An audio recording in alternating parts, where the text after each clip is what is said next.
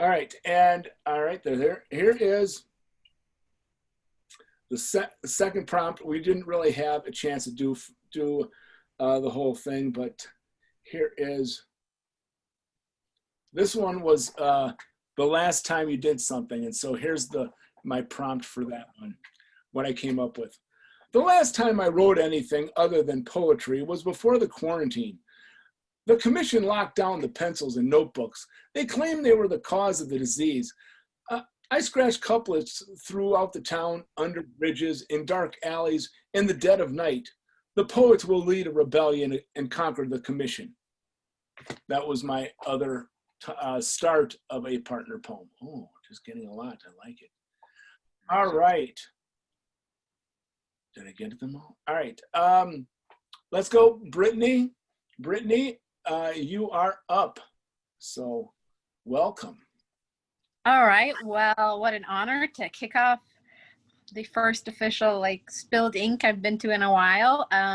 So this piece is called Watch History Burn. I wrote it kind of around the when Notre Dame was on fire, and I just it's been a while, but hopefully it still holds some relevance.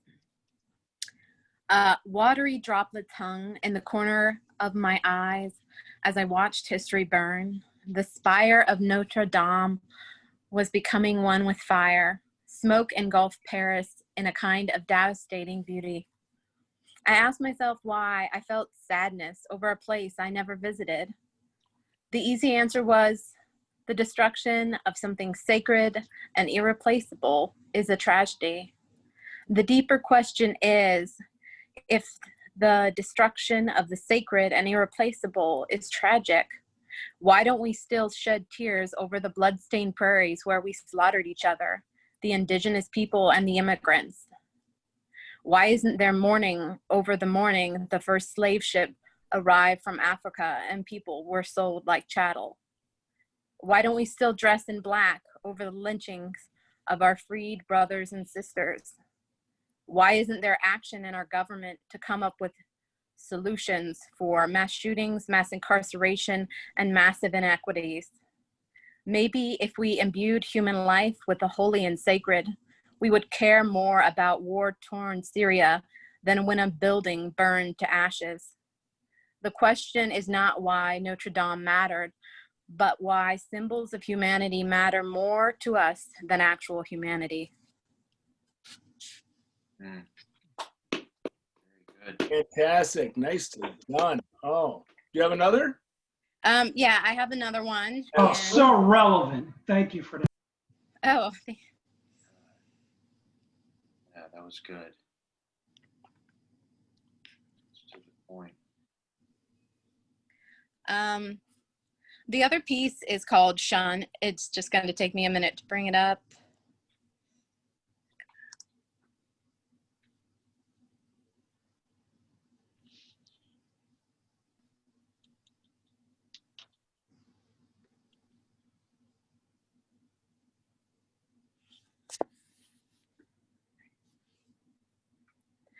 My life was spent in polite expressions, making some social concessions, unwilling to make the confession that it was easier to submit to the oppression than suffer the humiliations that would follow in procession from ending my suppression regarding my frustration with the situation of corruption in every facet of the nation. Then would come the questions about my discretion, followed by accusations of aggression, a mounting list of transgressions, all brought on by honest introspection.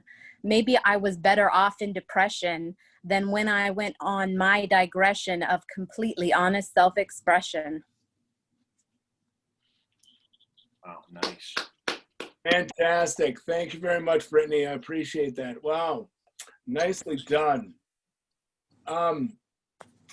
I think we're gonna let's go to Megan McDonald. Megan, you are up. Okay, so the first one I'm going to read is a little long, so I'll just do two. I mean, for me, it's long, it's not that long. I don't have a title for it because the first 4 lines are Gregory Orr's, so the rest of it's a response. It's what's called a glossa. Listening to Bach's solo suites, for cello, you know, he's found the poem, but not the words. In music night, echoes of the solo day finds its way into my pages. Each crystal thought falls down into ink, and still the note beats, free from string time, to fringe my downtime into dream sheets, listening to Bach's solo suites. Listening to Bach's solo suites, I watch the passing moon flash the rising stars. As Jupiter ascends and Venus sinks, night winds blow, I hear leaves scuttle away, and my downtime ebbs and flows, for the cello, you know, is the dark cousin of light violin. Summer strings and sangria, afternoons when memories were sharp, bright, and soft, now sunken under dream's ocean, waves tumbling, fragments frayed, threads unable to be woven, find the poem. In the rubble, as the waters ebb, search the shore, sift the sand, look through clouded glass, while the bird's song is silent, and the night air calm, and time silent shorn to thirds, I am muted, but for the words.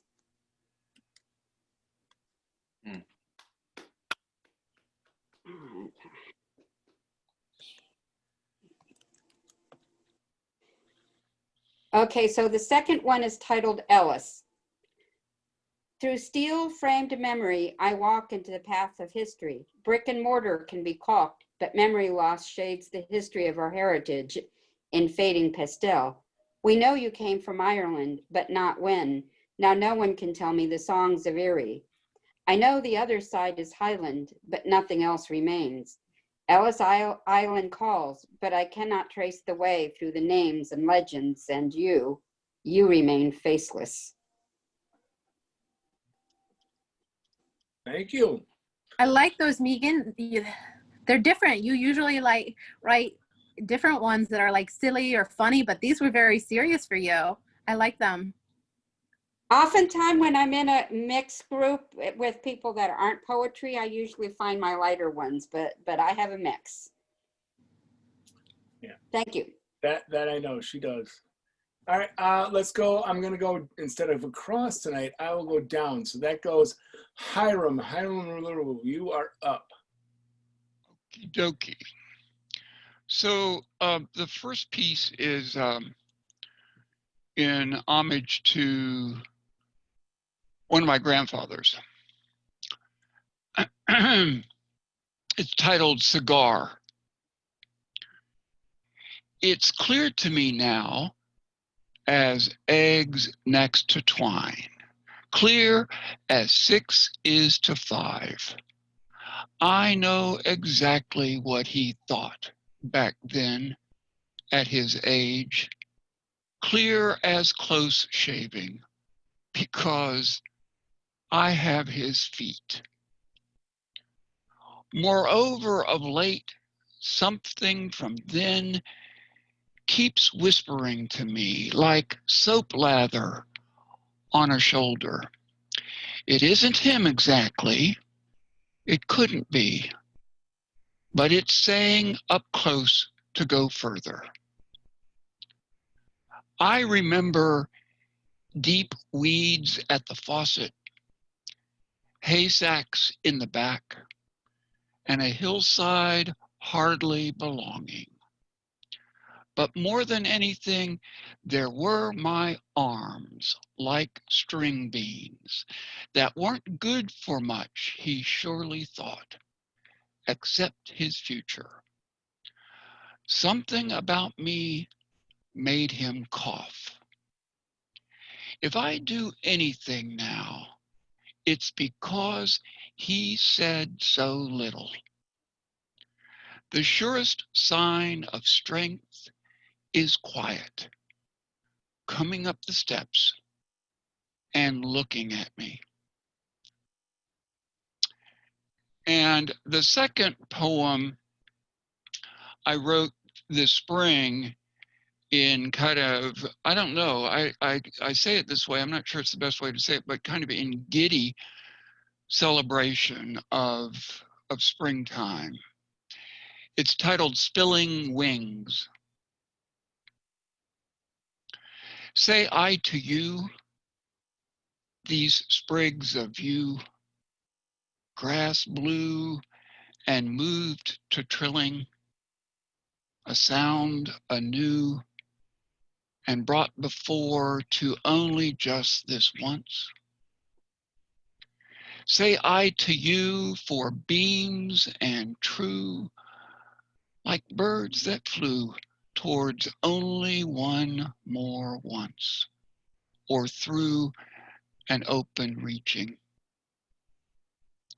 Say I to you, with want and new, from every dew, each spilling wing, to rakes and sing, for all these few at last at calling. Thanks, John. Thank you very much. Appreciate it, Hiram. Thank you, always. All right. John Cowgill, you are up. Where's our train man? There he is. And if you're wondering where that is actually the Hocking Valley train in Ohio. Huh. So, I got a poem and a short story. The poem is called "The Storm." We were on a boat. The sails were up. The seas were calm. The winds were quiet. The clouds went dark. The winds became strong. The rains then came. It rained so hard. The waves climbed high. The boat was tossed. We were thrown around. The decks were soaked. Then the rain ceased. Then the winds calmed. Then the clouds then broke. The sun came out. The waves were calm. The storm was over. We are still here. We made it through. All righty. Okay. And now, this is one I read some time ago. And it's called The Good Spilled Ink Man. Jesus was speaking to the crowds. A man spoke out in the crowd saying, "Master, where can I go on a Friday night to have a great time?" Jesus spoke this parable. There was a certain man walking on the road to Manassas, and he fell among thieves who beat him up badly, and they took everything from him, leaving him wearing nothing but his underwear, lying on the side of the road. Hours later, he saw an author come by. He cried out to him, but the author paid him no mind and continued on. Hours later, a poet came. The man cried out, but the poet ignored him and continued on. Then hours later, the spilled ink man came along, and he saw the man beaten up and in his underwear, and he had pity on him. "Will you help me?" the man asked. "Sure," said the spilled ink man. The spilled ink man took the man, and he took him to a hospital to get healed. Then he took the man to a clothing store to get him clothes. Then he took him to Spilled Ink, where the man was able to tell his story and how he was saved by the spilled ink man. And that was a night to remember. And that's all I've got tonight. Oh, thank you, John. Remember that one. Oh, always, yes, always memorable with John Cowgill. Oh my gosh. All right, D. Allen, you are up. D. Allen, all the way from Oakland, California. I'm only going to do one poem for tonight, just so I won't come across as annoying to you folks. And this poem comes out of the second edition of a new Australian literary magazine called Dist.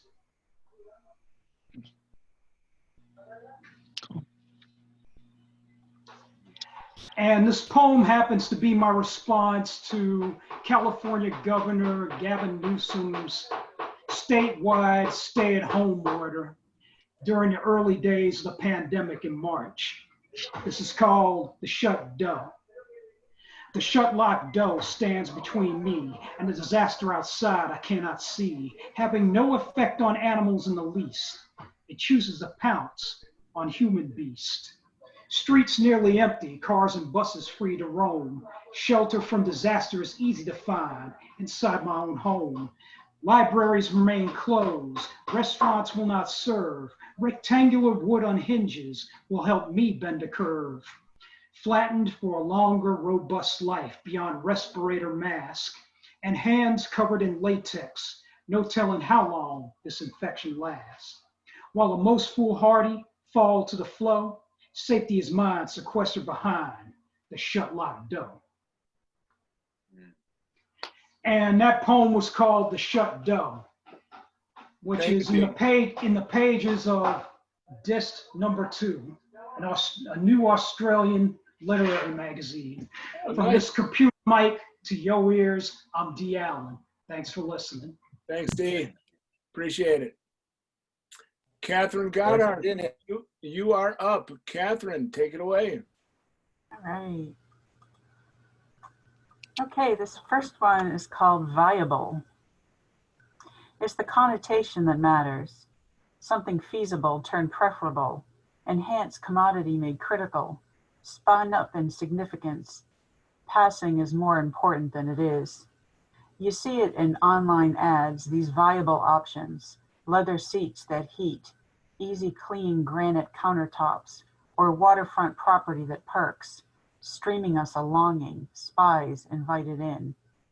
Maybe that's what the word really means, espionage, big data traipsing about, tracking our cookies and cash, picking up the crumbs of our everyday, following us home. I hate to sound like a conspiracy theorist, but we all know it's true. It's gone beyond the possible, climbed the 6-foot fence of privacy and hopped right over. No number of German shepherds can keep it out, keep it from running quickly tree to tree, hiding from the sensor of the backyard light, treading like a good mystery, leaving no footprints. It sneaks into the window left accidentally unlocked. There we are asleep, mouths open, drooling.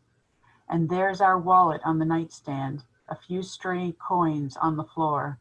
That's us dreaming. Just wait till we wake up.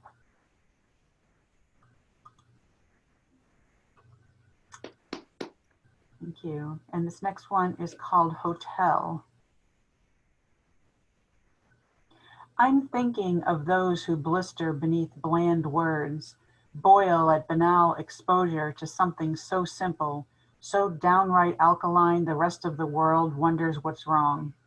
It wasn't like I demanded how dare you be at the desk, asking directions to your room as if you were inconspicuous, called you a pig or maligned your name in some burst tongue, taking your identity in vain. It wasn't like I stared at your shit-stained sleeve or noted that gravelly sound bubbling from your throat. Far be it for me to judge whether you drink or smoke or just get congested from life. No, all I said was hello. Yet how you stared at me like I was daughter of the devil, singed at the edges, smoky smelling, edging too close to your truth. I wonder what you'll do when it's my turn to get a key. I wonder what you'll do when you hear my own story. I wonder what more is behind yours. Go ahead, ask the question, Pop. Thank you.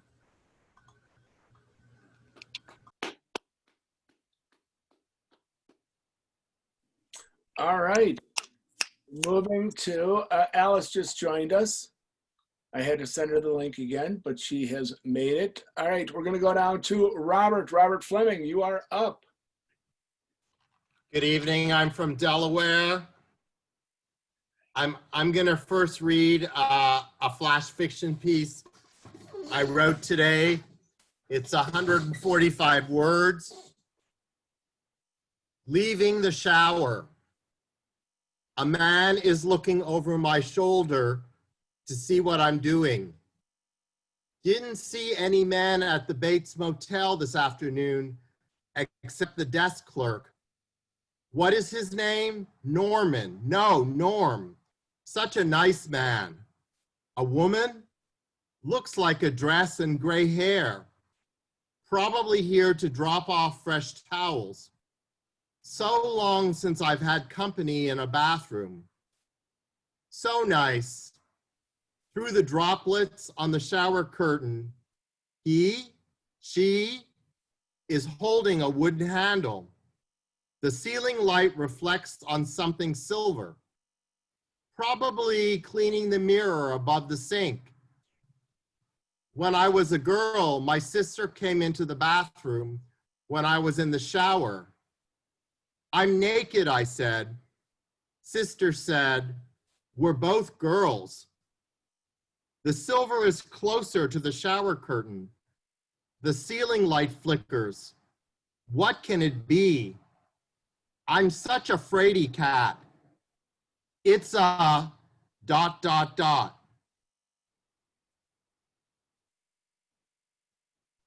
And let me read a little bit from a play, a one-act play that I wrote. It's called Pazuzu Pajamas, and it's a reimagining of the movie The Exorcist in our age of digital meetings. So I'll read scene 4. Mrs.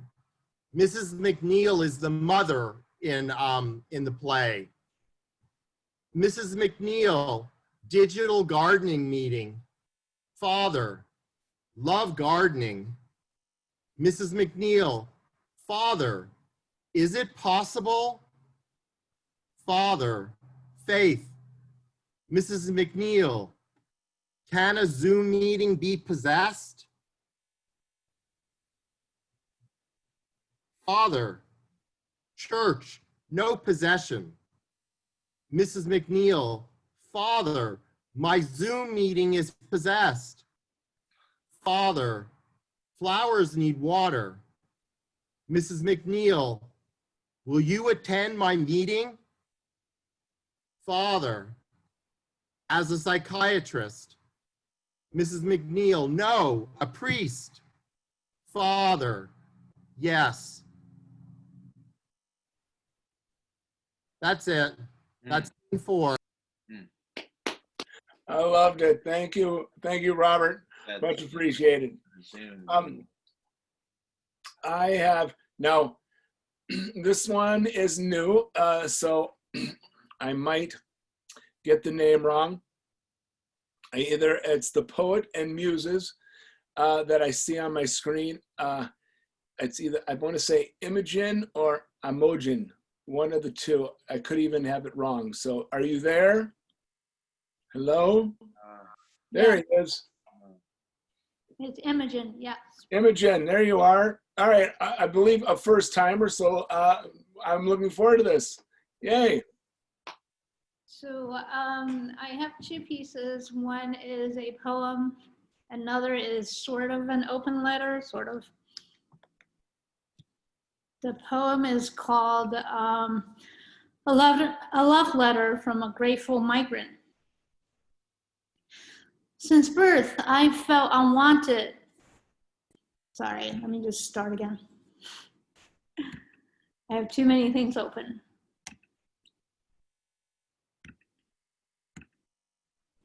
Oh my God, I have way too many things open. Oh geez. Okay. A love letter from a grateful migrant. Since birth, I felt unwanted, the orphan of an unnatural marriage, left at doorsteps of supposed kind strangers, though they've only shown the interior rot of their uncared for existence. I display my attachment. They don masks of horror as I revealed my need for them to extend my life force. I display my attachment as a gesture of affection to only face an onslaught of exclusion from clannish fighters. I thought symmetry was the measure of utmost beauty in their world of judgment, and a crown, the royalty they needed to worship as the inheritors of an ancient empire. But they claimed independence from my devotion, refusing to congregate to hear my declaration of love for all, of our interdependence, My presence gifted them knowledge of their deficiencies. Our alliance would have strengthened all if they just quelled their defensive reactions. Still, they didn't care to listen. Their only thought was to chase me out, leave me to die alone in weakness. But I found a savior, a carrier to take me across land and oceans, where a regal Grecian maiden lit the fire of hope with her upheld beacon. The welcome I received revived my aspirations from the lion-maned head of a prideful nation refusing to shun this rejected and dejected stranger. Supported by his loyal, approving team from the height of government to the adoring base, at the ready to denounce any wayward gesture, silence all errant dissenters, united to humble at my service.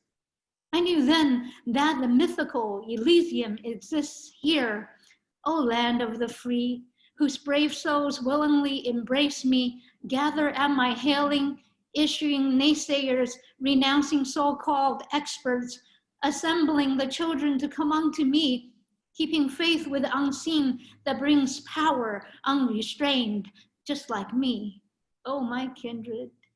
Though rumors of selfishness haunted me with wariness, the generosity of this colorful tapestry of a union dispelled all my misgivings, ever willing to dispense with fellow compatriots by degrees proportionate to melanoid shading, seek justice against those with the visage of my past tormentors, even sacrifice familial ties to make me feel at home. And I do. You like me. You really, really like me. I want to shout from the rooftops. With the strength you've given from your collected bronchial vitality, I have planted my roots here. It is here where I have prospered. I have found my love, a people worthy of my allegiance. Oh, my America.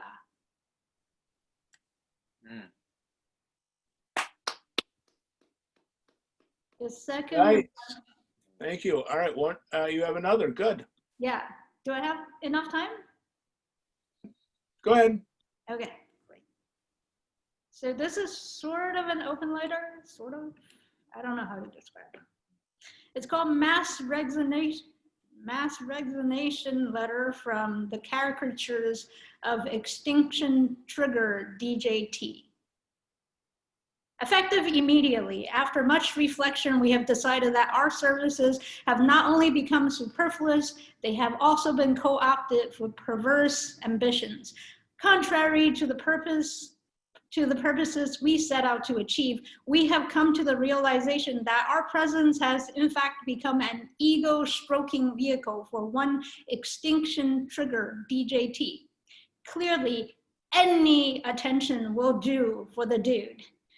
In all of our genre's existence, we've seldom seen this level of bottoming out, aside from those in their teenage years, of course, but we're not in the business of poking fun at minors. Some of us still have our standards.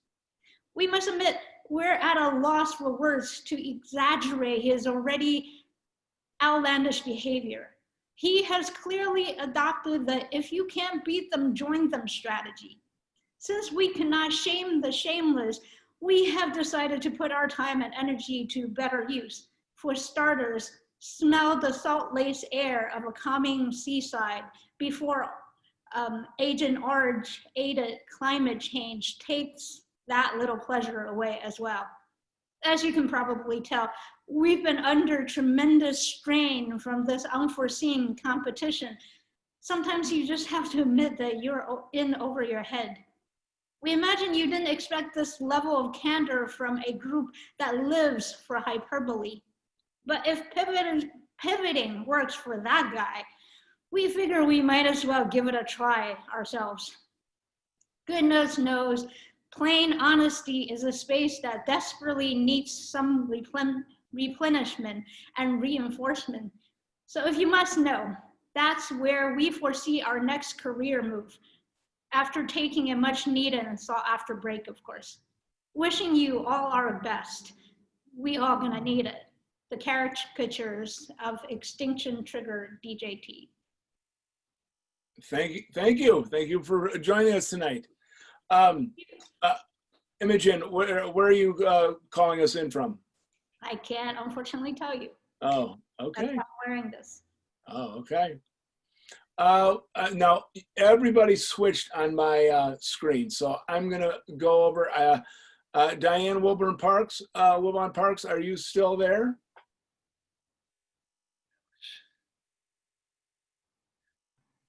I am here. And before I start reading, I wanted to show you the children's book. I know it's backwards. Hey, Yeah, that's it. I love it. Okay.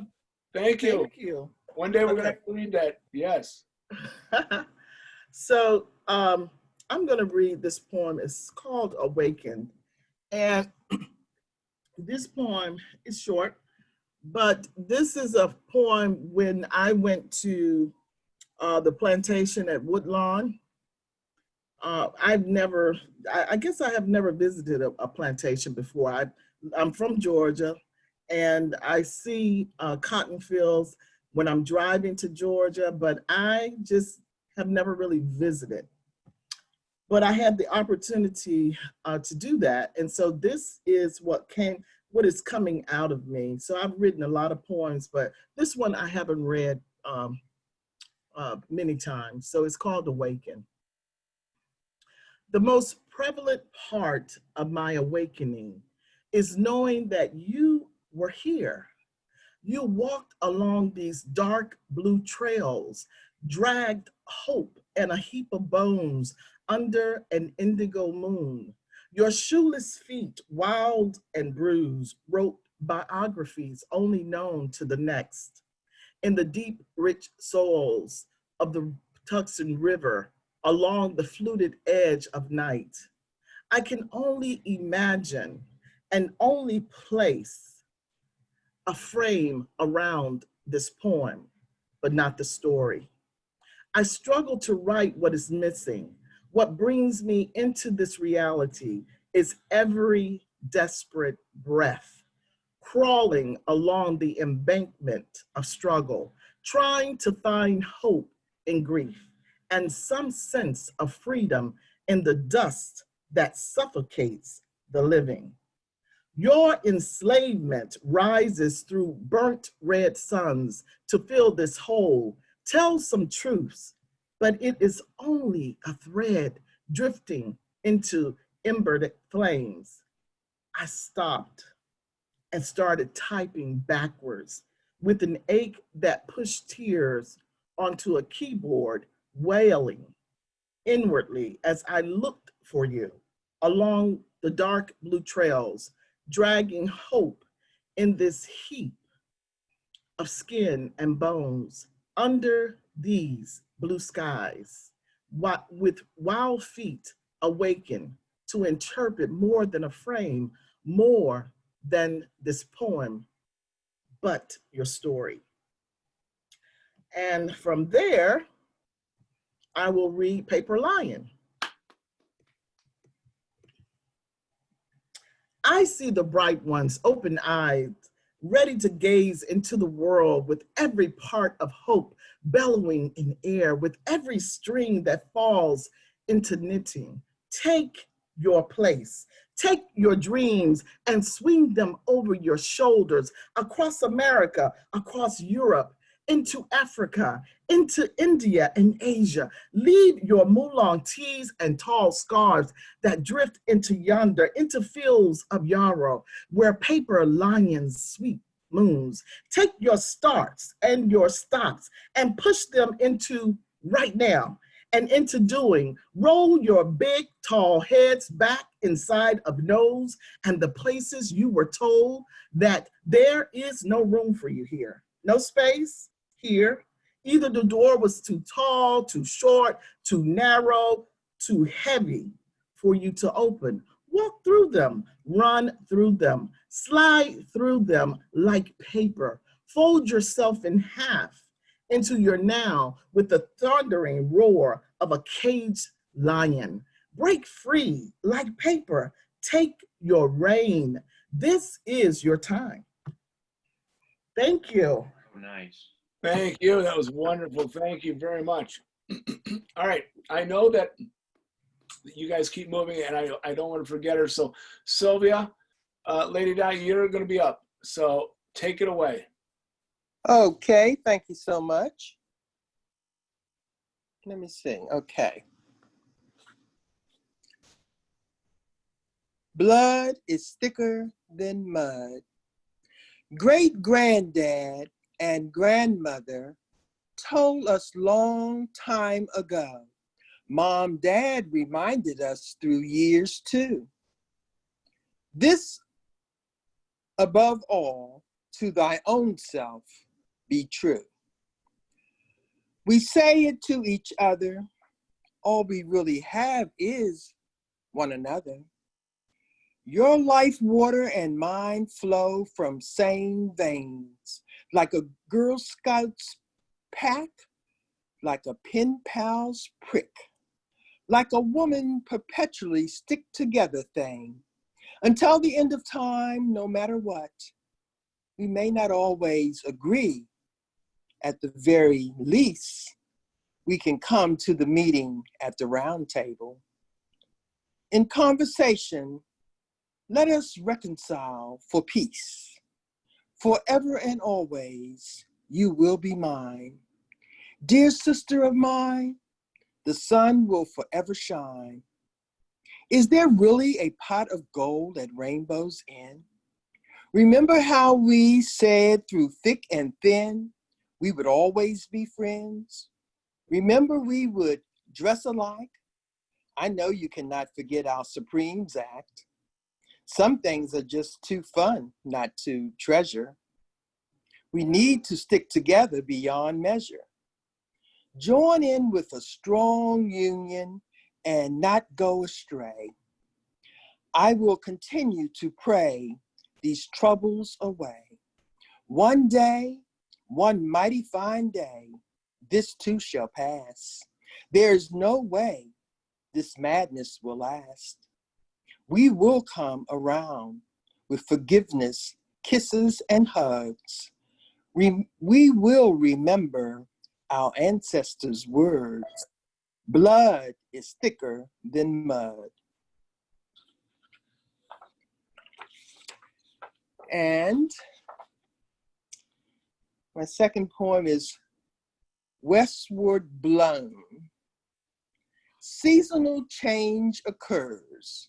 Intense clouds soar high, like fluffed cumulus clouds, drastically dark, hovering over burnt orange, raging, ravishing sunset.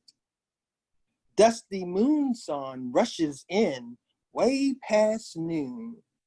Lightning strikes mid-air, flickering, crackling throughout night skies, leaving behind a balmy breeze like a zephyr, light, warm, and steamy. Westward blown, enchanting, calming, and serene. Silent tears flow at will, cleansing our souls as we move onward, lessening weight of our heavy hearts. Ecstatic, we have new life. Ecstatic, love lives on. Wow. Thank you very much. Thank you. Inspiring. All right. Brian Donald James, you are up. Take it away, Brian. Good evening. That was lovely, Sylvia. Love lives on. I like that. Thank you so much. Oh, you're welcome. That was wonderful. The three that I have tonight are from my upcoming book, Life, Love, and Laughter in the South. The first one is about loyalty. The second one is about love. And then hopefully the last one is about laughter. It depends on your sense of humor. But I'll get right to it. The first one is called the porch seat. We don't talk much now, like we used to do, but it's all right. You just sit there humming some old Negro spiritual that nobody living know. My seat here is just fine. I sing a tune or tap a step, set out a lantern for when I read to you, or cover you with woven blankets after dusk as we watch the stars from the back porch. My seat here is just fine. As we swing on the porch together, I think back on the days when I didn't believe in myself, and it was only you who stood by me. You say, trust in the Lord, trust in yourself. How true, how true. And you say, if you ain't loving on yourself, you can't love on somebody else. How true, how true. See, it's the being with you that saved me. Now it's the being with you that's hurting me. Watching you act like you alone as you slowly slip into your own mind. But I'll be there if you get lost, like you were there for me. So I reach out to hold your hand, and until you meet your Savior, Granny, my seat here is just fine. The next one is called Shy One. There you stand, timid and coy, pulling down the blinds harshly slow, ushering in at eclipse, your eyes aflame as you approach like a lioness to prey. Slow moving in splendor, your curvature of earth, round and bountiful, so beautiful. And the last piece is a lesson on faithfulness. This is about one of my cantankerous uncles who was a bit of a country Romeo. My Uncle Joe called me to pick him up from his house. When I arrived, he was holding his eye, damage done by his spouse. His clothes were thrown across the yard, his possessions far and wide. His wife was in the doorway, waving an iron skillet, hoping to tag his hide. As we drove off, I asked my uncle, what's wrong with you? That's now your fourth wife you've been married to. He looked at me with a smirk and said, let me put it like this, nephew. It's a mighty poor rabbit that only got one hole to jump into. Thank you. Oh, I loved it. Thank you, Brian. Thank you very much. All right, Robbie Rise. All right. Oh, you gotta unmute. Let me see if I can get that.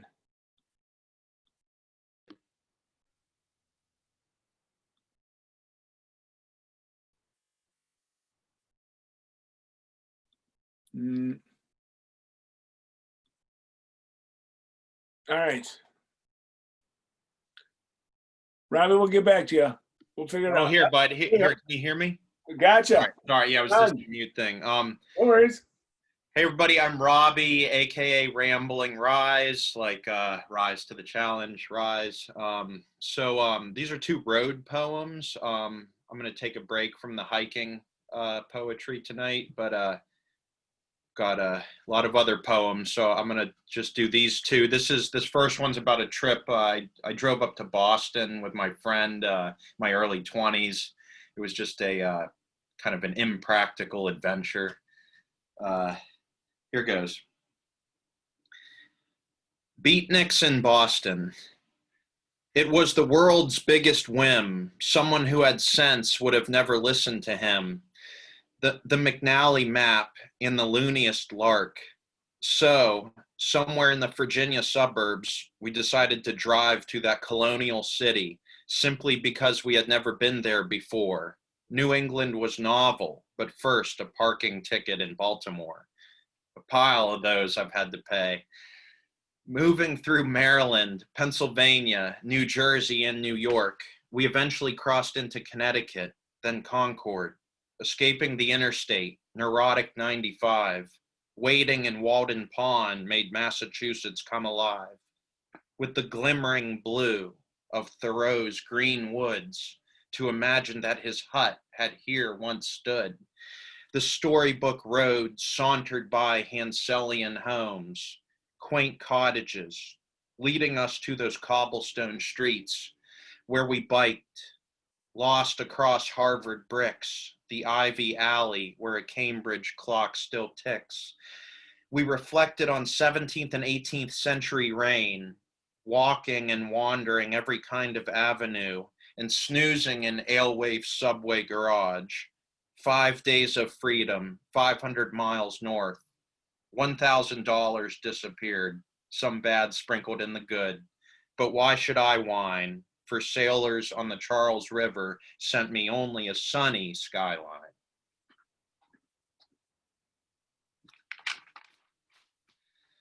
Thank y'all. Thanks so much. Yeah, thanks. But yeah, I just have one more for you guys. So that was like my New England trip. All right, cool. This is a Midwest trip. We drove over the Appalachians a couple years later, probably early 20s still. Same friend. This is called the Kentucky Coyotes, like Kentucky, but the Kentucky Coyotes. They growled in Red River Gorge, howling from the hills, while we tried to tent in the Daniel Boone, camping by the cliffs of a more western moon. After some hiking, the Appalachians unraveled and put us out on a plain. Indiana and Illinois almost blew my brother's brain. Outsiders from the Old Dominion, we had never seen such flat fields or driven into an unknown west. The mighty Mississippi River is where we stopped to rest and experience that incredible arc, light of St. Louis. Then the secret and special Highway 61, unlocking an Iowan expanse, riding down tornado roads and charmed by the chance to travel Davenport, no further than the Wisconsin wilds, where we savored that strange border sign. Though what I relish most, if you were to inquire, was to watch the glowing wood of our Midwest Missourian fire. That's all I got. I'm glad you threw in Wisconsin there. I like that too. So, Yeah. Nice job, Robbie. All right, Lucy Koons, you are up. Take it away, Lucy.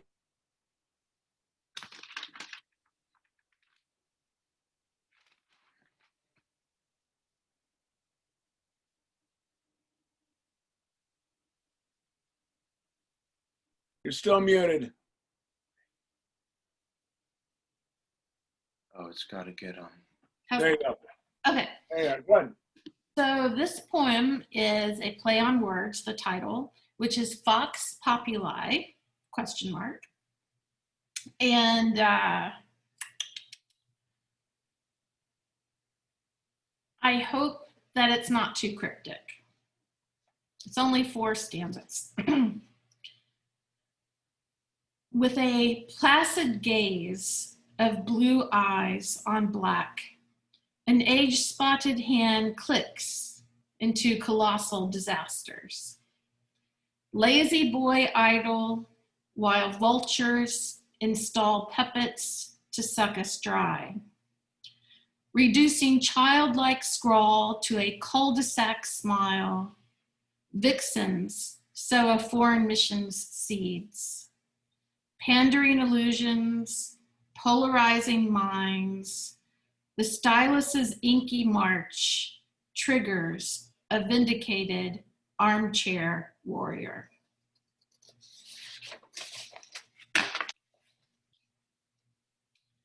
And this is just a navel-gazing sort of piece. The Sparkler, a life trajectory. Like a 4th of July sparkler, the fire's fizzling out. Started off small, downcast with doubt. Momentum it surged 1/3 way through. In the 20s, those 20s, the molten light grew. Snapping and popping, crackling true, bursting new heights, stretching glow grew. Then came the middle, burning so bright, so strong, so brave, so confident, so right. But alas, the atoms colliding anew, slowed and quivered, grew fainter on cue. Too late for new fuel, no charcoal, no iron, no new yellows or blues, no new positive ions. Was it worth it? The folly, the spark, the fire's fizzling out. Soon all will be dark.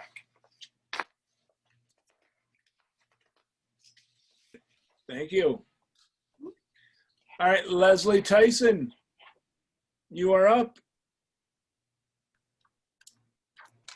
All right. First one is called I Found the Darkness. Invisible, numb, silent, curled in shadows, watching stars from a different galaxy, counting dark months, trying to believe there will be something to land with enough light, warmth to nourish me back to life. Stillness very distracting, and I lost track in repetition of mantras, fell behind, letting the beast run ahead amok, creating painful connections better forgotten. Now the usual potions only mute, tame the beast to an unpredictable pet. It knows I'm too afraid to use stronger magic, to mistake dosages in the darkness, risk total destruction to escape the pain of counting dark months, trying to believe there will be somewhere to land.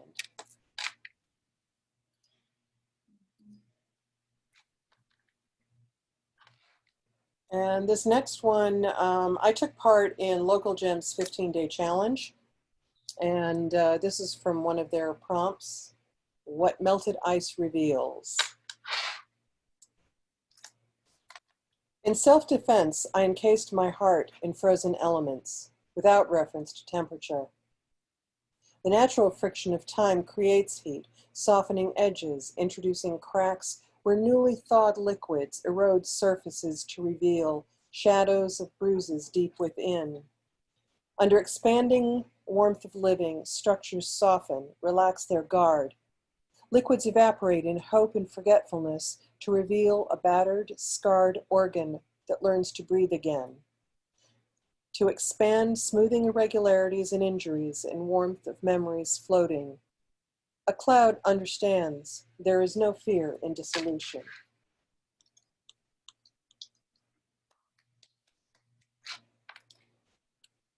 And this has been an absolutely weird week at work. Kind of, spinning the same circles. And when I got into this business that I'm in, government contracting, I got introduced to a character called the Purple Monkey. Unfortunately, he's immortal. I wish not. This is one of a series of poems I wrote about the Purple Monkey in various phases of what I have to do for a living. This is called Purple Monkey Dream. It's out of control again. Not quite accurate, because it implies there was a moment in time, a process to initiate, an operation to begin that was within our control. When it really seems we control nothing. We are merely patient puppets jumping into the dance when the purple monkey pulls our strings, and none of us realizing a string has broken, setting us into a travesty of the figure of the dance. Only the purple monkey leads. When I trip into consciousness, or in the minute pause before the music stops, the purple monkey jumps back into his box.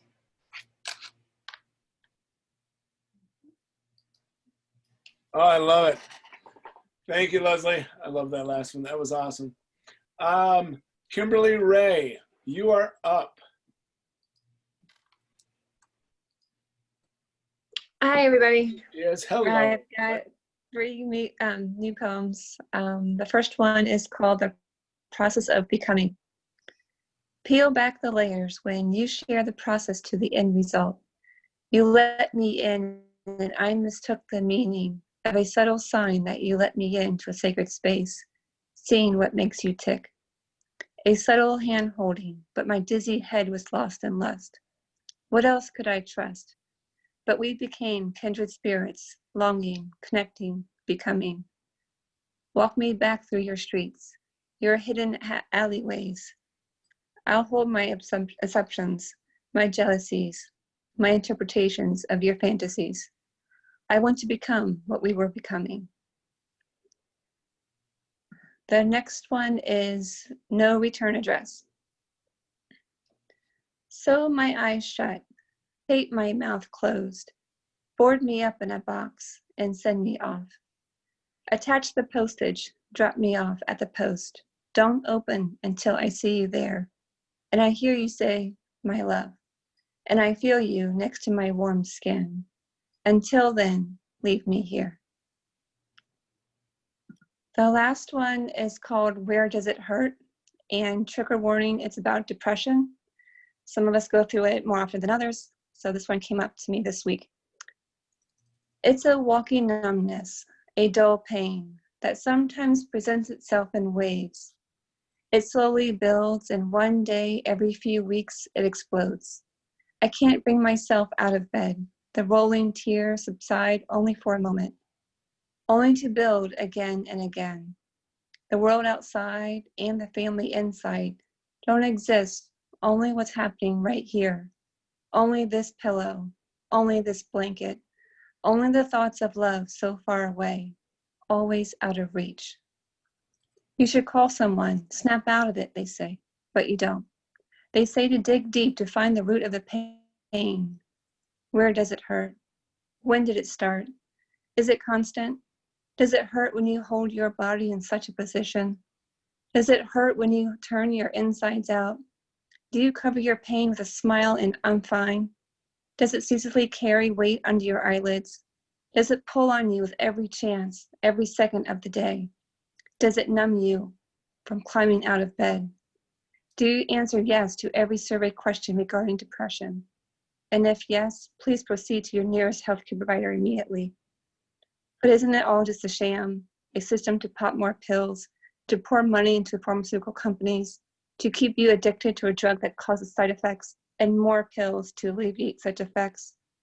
All the more pain to bear, more hurting to just barely keep you together. And so I resist, and I insist I'm fine.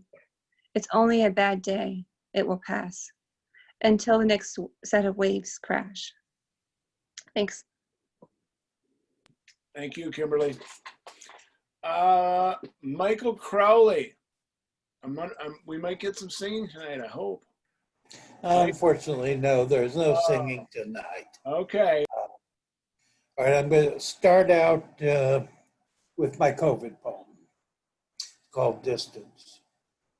What is the distance to a future when the distance between us must be distant no more? Why are our leaders so distant, or at least inconsistent, for they've now become insistent that the time is not too distant when we must distance ourselves from the current life of distance to ensure our subsistence. So in the distant year coming, when we have traveled the distance to a time when we're resistant to this plague so persistent that we fear for our existence, when will this time become a distant memory? And then I have a very short one. It's called They Could Be Right.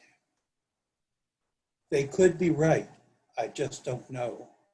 Sometimes I feel that truth is an illusion now.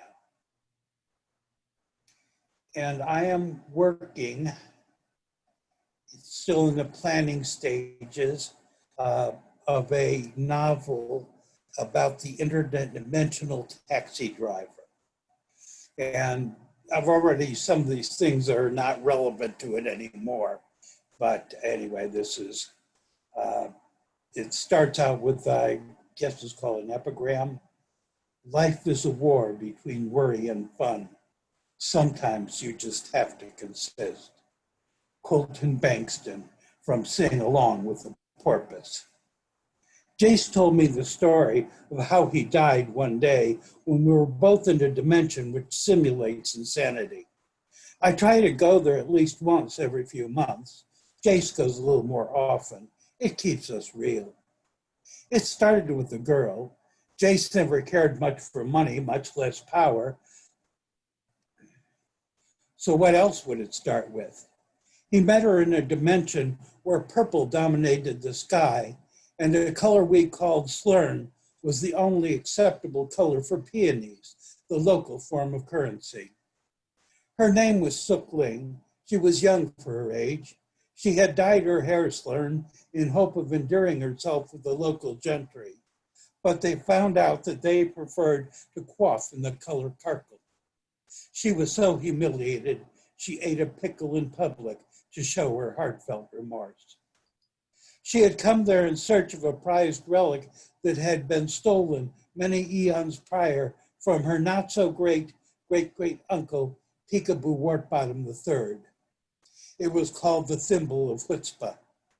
She really didn't care much about the thimble, but a baker in Pittsburgh had promised her the personal pan pizza of peace of mind if she could get it for him. The thimble had been forged in a lightning storm by a being called a sturt. This sturt was named Poon. Poon was later to change all of their lives. He was the progeny of Zeus and Odin, who had mated during a particular heinous fermented nectar binge. Gods can, after all, take any form they choose. Zeus was a mother. He had taken the form of Brunhilde, the greater than most women. She was greater than most women in Norse history. However, there were 562 women who were greater than her. She compensated by having killer booty.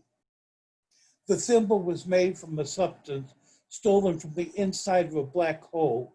This substance was fetched at the cost of a single-barreled BB gun and a stub toe by Simply Peach Pit, an intelligent dog from the dimension we called heretofore unmentioned. And I'll just stop there. Oh, I loved it. I can't wait to read more. Oh, you got to keep going on that, Mike. I loved it. I definitely want to hear more. Oh, all right. Alice Mergler, I believe you are our final reader for tonight. So Alice, if you are there, take it away. Let's fingers crossed. Yes. Can you hear me? Yes, we can. Okay, here goes. Happiness sometimes is taken so for granted, but when it fades, you know how precious it is. And it has faded, like daylight, evening daylight, that hints at giving up. So what to do about this? Because COVID is not leaving. It has taken its comfortable seat at all our tables and seems to want extra dessert. 6 months ago, life seemed great. There were dinners with the girls where indoors we ate. Movies were ample and concerts to attend. I could always find something to do with my friends. The Arts Council had meetings where you had to wear pants, but at least this gave you a culture chance to know that a play or an exhibit was coming soon. Now the day seems to creep and it feels like 8 at noon. Masks are creepy and I can't see as the mist from my nose creeps up on me. Glasses are useless when this occurs. Then memories abruptly remind me of how things were. My compass is weakening. I can't find true north, but know I should seek fresh air beyond my front porch because sitting here whining is 1 foot in the grave. So I'm going out to mow and try to be brave. At least there's one activity that sets me free. Spilled ink where I can share my poetry. Yay. Nice job, Alice. Alice, do you have another, or was No, that was it. that was it? All right. I'm going to tell you, spilled ink where I can share my poetry. I love it. I love And it. I love spilled ink, and I loved hearing all the poems. You know, I went to New England with a friend, and I'm going to find the scrapbook and write a poem. Robbie, you get Sylvia. Every single person I listened to made my evening. Thank Good. you. Excellent. Alice, I just want to let you know, Robbie, I've already talked to Robbie. We're going to get ready and do the AAT trail, the Appalachian Trail next summer. Get ready, get your 10,000 steps in each day. He's going to lead us onward. We'll do spilled ink in the wilderness. Robbie will lead us. It would be awesome. So Robbie, get ready. Putting the big things on your shoulder. All right. On a serious note, it was a wonderful night. We had 18 people tonight. A lot of you wrote your information. I'll try to get this up sooner than later. I've been busy getting ready for school, but I will do my best to get this up in a timely manner. It was a great night, folks. Once again, I'm John Dutton. This is Spilled Ink, and it was wonderful. I can't wait to see you in a couple weeks. And be safe out there, everybody. Have a good day. I'm going to miss you in a few weeks. But